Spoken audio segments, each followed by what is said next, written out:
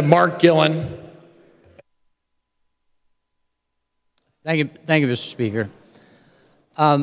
Before I ask my friend and colleague from Chester County to stand for a word of interrogation, I'd like to say that at this stage of the debate, I'm honestly somewhat undecided, and I think I probably represent a little bit of a rarity in the room. I'm being very transparent, very honest.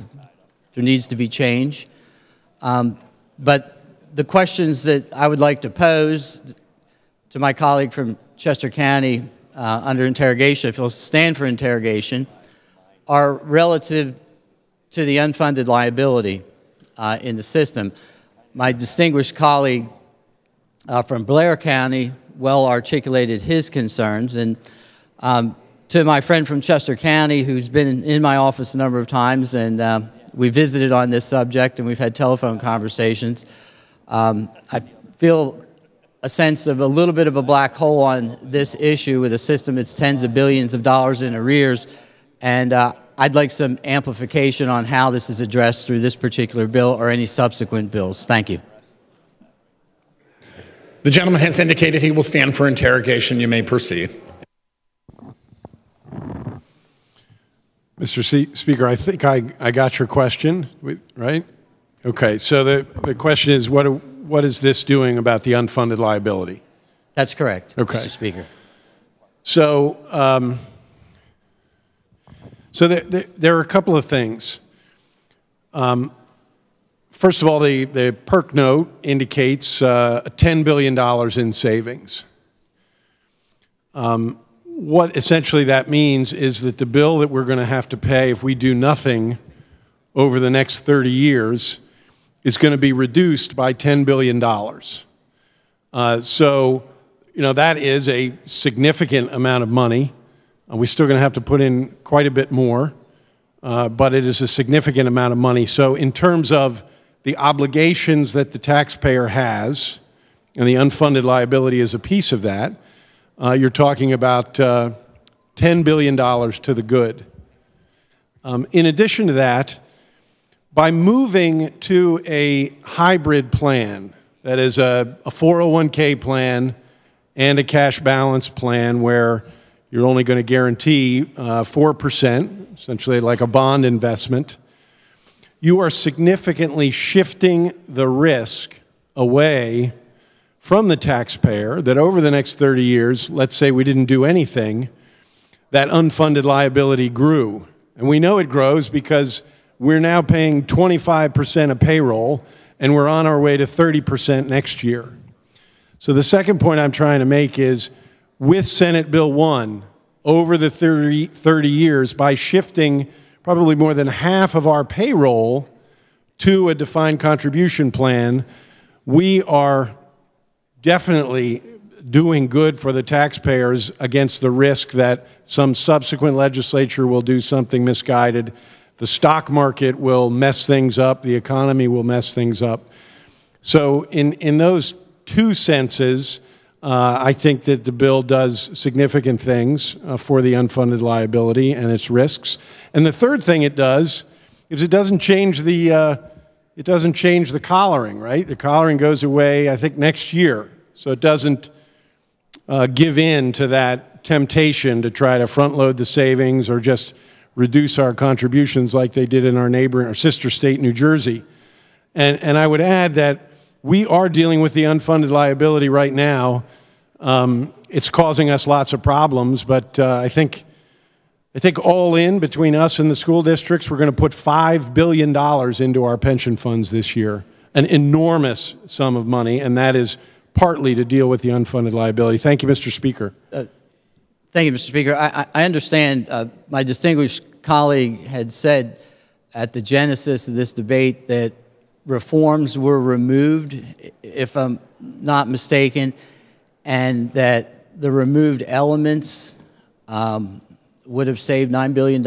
Is that correct, Mr. Speaker?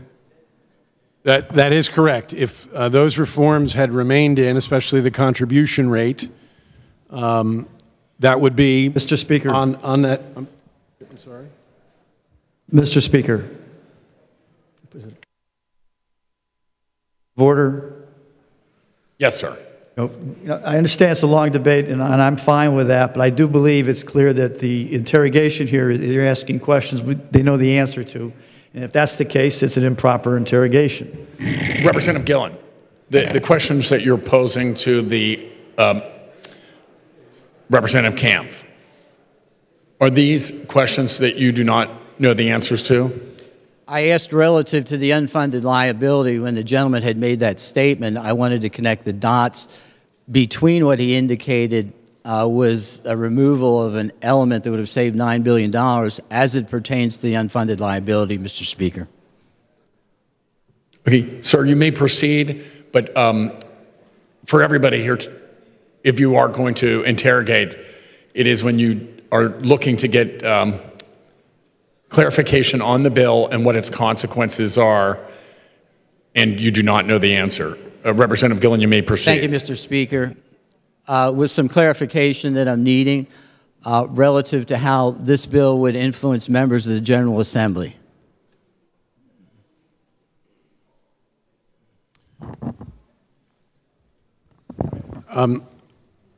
Mr. Speaker, members of the General Assembly for a brief period of time would have some of the same changes that exist in the bill for non-elected officials, you know, the neutral option 4 and the like, the final average salary and the like. But the bill does say that on re-election, the first re-election, on re-election, all members would go into the new plan for future service. So for past service, everything is there, booked, and in place. But for future service, they would be in the hybrid plan. It's my understanding that given the triggers that you just described, with the last election for some members, they would carry over into the old plan into January of 2019. Is that correct, Mr. Speaker? Not to my knowledge.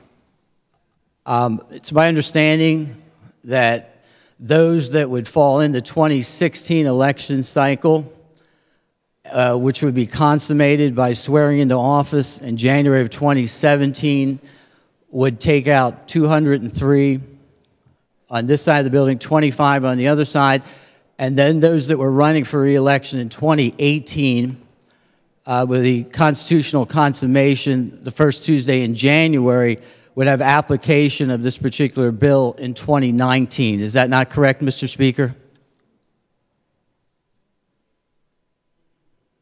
Just a moment, please.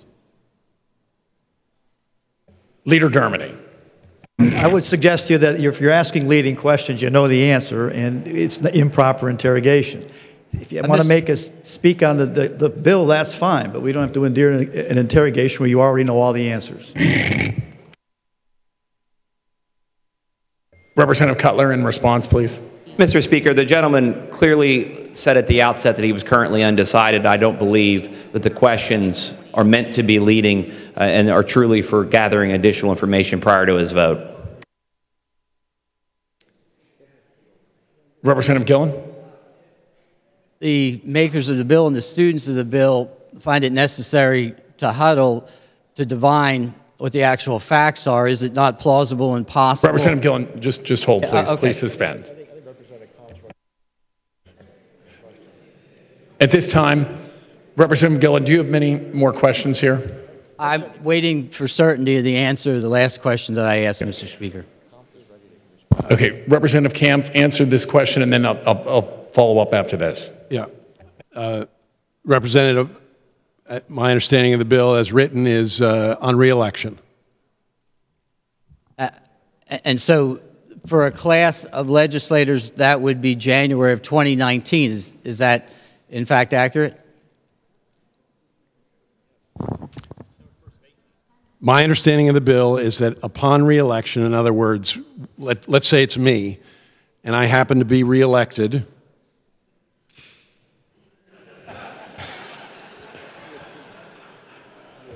to begin service I guess it would be January 1, 19, right? Because my election would be in 18.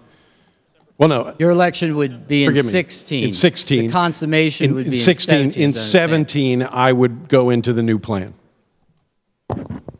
Thank you, Mr. Speaker. On the bill? On the bill, Representative Gillen. I'm a little concerned about the disparate consequences under this bill, since we appear to be asking those that work in this building and in state government, as well as those that work in schools and cafeterias around the Commonwealth, as well as new hires next year, to be prepared for changes. Yet, as it was articulated, I understand that part of the thought process of the designers of the plan was to lead by example. I have difficulty with the notion of leading by example when the implementation for some who fall under the 2018 reelection cycle, the implementation and the consequences to their pension, their multiplier, and their lump sum distribution would not consummate until the year 2019. And so, Mr. Speaker, I think it's fair to expect that we should lead by example, and part of leading by example is putting us under the same set of consequences for those that work for the Commonwealth of Pennsylvania, as well as our school districts. And I find this piece of legislation wanting in the balances when it comes to that level of parity. I will remain interested in the rest of the discourse. I will remain open to discussion and debate, but I find that a notable shortfall in Senate Bill 1. Thank you, Mr. Speaker.